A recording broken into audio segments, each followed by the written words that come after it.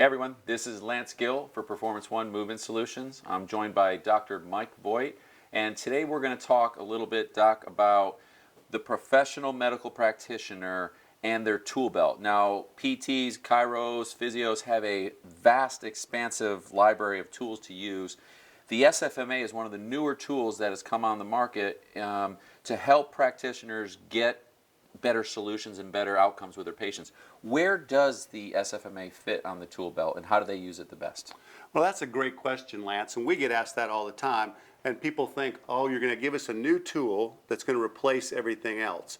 And that's not the case at all. And I can give you my example of what I do with a musculoskeletal type of patient.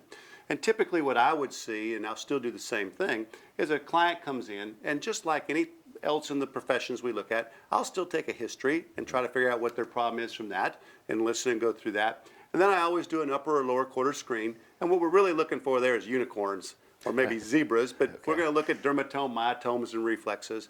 And then I do my SFMA. 7 gross movements that sort of leads me down various paths that sets up movement impairments.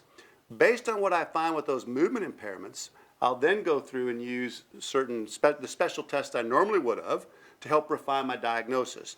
The analogy I use is this. The SFMA, the power of the SFMA when I start my real hands-on assessment is, assume there's a sporting event going on somewhere in the world today. The SFMA would get me to the city, it would get me in the stadium, it would get me to the section where my seat is, and it would probably get me to the row where my seat is, but that's about it.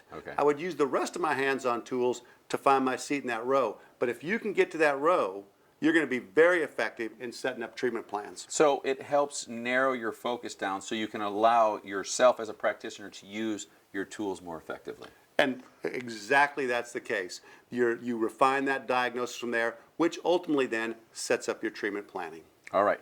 So in summary, the SFMA is a tool that helps our practitioners get to the root cause of dysfunction, and it's not a replacement for any other tool. It's used in conjunction to make you more efficient as a practitioner. Thanks for joining us today on Performance One.